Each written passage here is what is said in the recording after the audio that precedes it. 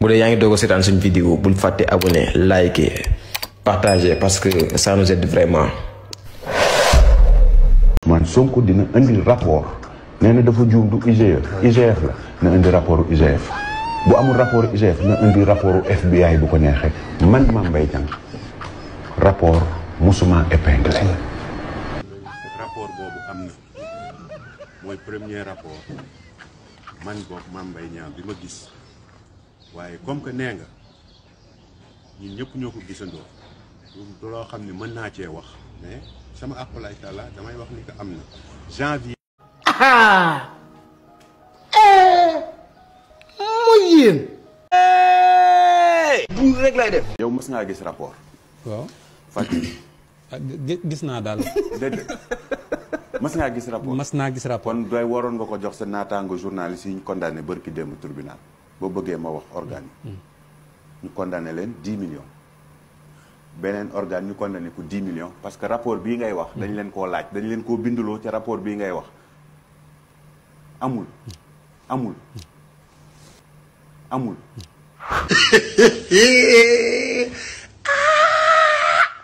mu ne rapport bi Mame Mbaye luubalee xaalis bi yor naa ko. waaw ñu dem tribunal andiw ko. feneen fi ñu ko teg non Mame Mbaye day attaqué Ousmane Sonko. ñu condamné ko nga ni alhamdulilah. non waxuma. non si non ñu condamné ko nga ni alhamdulilah. am naa ci ndam affaire bi jeex na. déedéet Papa Ngagne li dul dëgg du yoon. ma ni mooy nga toog fii di défendre koo xam ni toog na. xam nga si da koy di défendre xaaral. Sénégalais bu koy défendre oo dëgg. d'accord nit bu waxee dara da koy wóor. ku toog ci penc mi di wax. waaw daf la war a wóor. d'accord kuy wax loo xamul matoo njiit. d'accord kuy wax lu dul dëgg matoo njiit. kuy wax loo maîtriser wul mais waroo wax ci mbooloo. mais nag yéen presse bi li ngeen bëgg indi moo normalul da ngeen di jël médecin jël médecin di discuter ci médecine nga indi médecin ku def bac+7 ci médecine nga teg koo xam ni plombier la nga bëgg ñu werante ci feebar. d'accord nit du wax ci lu mu xamul. d'accord journaliste du wax ci lu ko wóorul. d'accord loolu indi na fi ay dégâts ay bakkan rot nañ ci mais loolu waratu leen ko nangu. d'accord. Et ça, c'est pas défendre la démocratie, c'est défendre le libertinage. D'accord. Une personne qui se dispense de vérité, qui se dispense du droit et qui veut bu bëgg a nekk ci penc mi di wax lu ko neex mais loolu bu ngeen ko nangoo man de du ma ko nangu. te defe naa buñ ko nangoo loolu mooy yàq réew mi. xam nga loolu. nangu woo ko. waaw ba yóbbu nga ko ci yoon ba àtte nañ ko. kon absolument waaw kon nangu jarul ngay nekk fii di ci wax ba di ci wax journaliste yi di dugg ci yeneen détails. mais ay journaliste la non d'accord mais bëgguma nga dugg xam nga lu ma bëgg. ay journaliste la d'accord.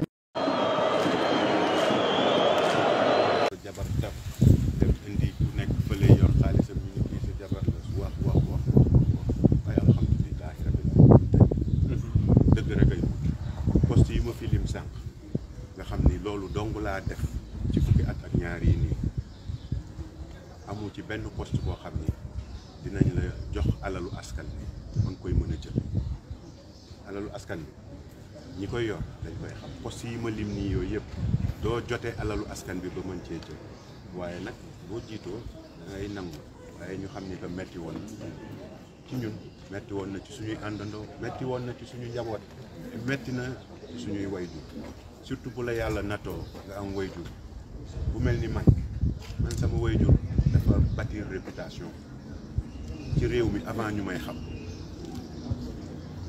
mu samp am taxawaay ci diine di wax di jàngale di xutba di conférence di wax sénégalais yi yar leen seen doom ci njub yar leen seen doom ci maandu yar leen seen doom ci lii ñu xëy jël taawam ni ko jël na 29 milliards man ni ma ko dunde metti na mais moom ni mu ko dunde metti na mais yàlla moo wax ci alxuraan wal asr innal insaana la fi xusr yàlla giñ na ci waxtu ni ko doomu aadama lépp lu mu def doomu aadama nag dégg leen aadama ba ci man mii ba ci yéen ñii ja même yonent yàlla moo wax wal asr innal insaana la fi xusr doomu aadama bépp nag yonenteeg sëriñam ñëpp ci biir lépp lu mu def perte na ko illa lazina amanu wa amilu saalihaati ba mu des ñi gëm cay julli watawaasaw bil haqq watawaasaw bis sabr nekk ci dëgg waaye ànd ak muñ yàlla moo wax loolu donc ñu ngi sant yàlla li ma leen wax sànq mooy li ma laaj rapport boobu am na mooy premier rapport man boog Mame Mbaye Niang bi ma gis waaye comme que nee nga ñun ñëpp ñoo ko gisandoo du loo xam ne mën naa cee wax mais sama aqulay taala damay wax ni que am na janvier 2024 bii nii la génn mat na ñetti weer xaw ma sax lu tax ñu nekk ba tey ñu ciy wax ginnaaw rapport boobu noonu pré rapport am na laaj nañ ma ci tontu naa donte am na ñu jàpp ni que liñ ma laaj sax waruñu ma ko woon laaj waaye ngir njekk ak teraanga ak wormaal ña ma laaj damay tontu donc ñu ngi sant yàlla bu baax a baax a baax la ma waxoon démb mooy li ma wax tey moom laay wax. ginnaaw rapport boobu wax naa fonction yi ma occupé képp ku gis këyit waxatuma sax rapport boo xam ni bind nañ ci Mame Mbaye jël na tarfatal ay ni nee naa la bu ñu ma woo nañ ko publier man maay yóbbu sama bopp donc ñu ngi sant yàlla. kon jàppal ni que comme que yaa ngi ma gis nii ma taxaw.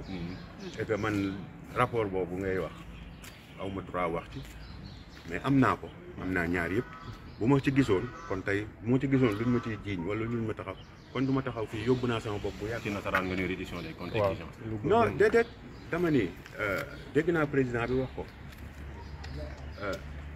la reddition des comptes a pour plier les organes de contrôle les corps de contrôle IGE Cour des comptes OFNAC loolu mooy organe de contrôle et reddition des comptes ci seeni rapport day mucc donc ñu ngi sant yàlla mais daal sama waxu démb mooy sama waxu tey ci incha allahu rabbi mooy doon sama waxu suba. politiquement sa carrière. waaw politiquement man gis nga ni que yow yaa ngi ma bëgg a wax loo sëñ gis nga ni que tey du waxu politique nee naa la réew mi dafa am période politique am période liggéey am nañu Sénégalais yi wóolu nañ leen bàyyi ñu liggéey parce que nag dal dafa soxla ci réew mi waaye nag boo fàttalikoo rek man ci juróom benn weer ci ginnaaw man nee naa ki ma àndal. Ferme-moi. Moi je suis choqué. rab ndayam li du réew waay mais doon Sénégal moo métti ndayam. ma ne Mansour Faye ci nii wala ci nële day gàtt wala day gudd yow ak ñi mel ni yow mënu leen rëcc di ngeen rendre compte dans ce pays là. parce que amul ku di rendre compte dans la vie amul ku di rendre compte un ministre day rendre compte ku amee charge publique da ngay rendre compte donc mënoo rëcc kenn mënu rëcc di rendre compte. ndax Mansour Faye nga xam ne munoo ne lii la jàng munoo ne lii la xam lu mu dugg mu lënt nga jël ko jël ministère bi gën a rëy ci suñu ministère yi jox ko lu diis ci Sénégal nga jox ko. te man quand moo waree rendre compte bu neexee la dinaa rendre compte ñu may rendre compte ça c'est la loolu mooy amul leneen mais moom dama koy fàttali lenn c'est vrai que man beau frère président de la République la à 100% dama koy revendiquer loolu moo am. loolu rek mooy le débat boo xam ne moo war a intéresser Sénégal yi te nag benn responsable mooy responsable bi mooy Macky Sall. man beau frère bu ma nekk moom ci boppam ñëw na ñaan ma audience sukk ñaan ma audience mu recevoir ko te sollicitation mu doon wut c'était pour ma jàppale ko ci président de la République. ndax Macky Sall ragal na ragal boo xam ne ci li mu def ci réew mi jàpp na ni su fi jógee kenn rek moo mën a toog mu mucc. mooy Mansour Faye wóoluwu ci Amadou Ba wóoluwu ci Matar Cissé wóoluwu ci Mimi Touré wóoluwu ci ñoo ñëpp il faut mu écarter leen moo tax tey ñu koy xalal pour mu mën a am ay milliards yu mu demee. maa ngi xaar mu weddi ko. mu jàppal moom mooy ñëw ñaan audience seet si ma recevoir ko sama bureau pour mu defal ko intervention ci président de la République. quel genre d'intervention. non loolu duma ko wax. bu gisee bi ñu toogee ma ñëw ñu toog mu commencé waa sëñ Sonko yow daal yow nag tàng nga yow daal yaa ngi ñuy sànni xeer rek li mu doon nangam ñu ngi doog a toog régime bi doog a toog nga ñuy sànni xeer man daal li ma bëgg mooy nga wàññi xeer yi ñu xool lu ñuy def man sax yow tu es jeune le président dafa soxla ñu mel ni yow mun naa jàpp sa loxo yóbbu la ci président nga am audience. te devant témoin moom Ousmane ko moo ñëw sama bureau mu recevoir ko moo ñëw laaj ma audience ñaan ma audience mu recevoir ko pour. loo xam ni ma defal ko intervention ci président.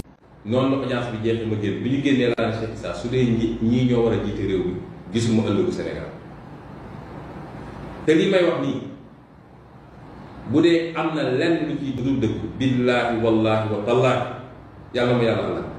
dem leen laaj ko ndax mosu ñëw ci bureau Mansour Faye ñaan intervention président de la République laaj leen ko bokkul sama jikko ma koy wax mais comme yaakaar naa nag doona ko fàttali ko parce que comme moom dafay xel mi day naax ci ndaw la.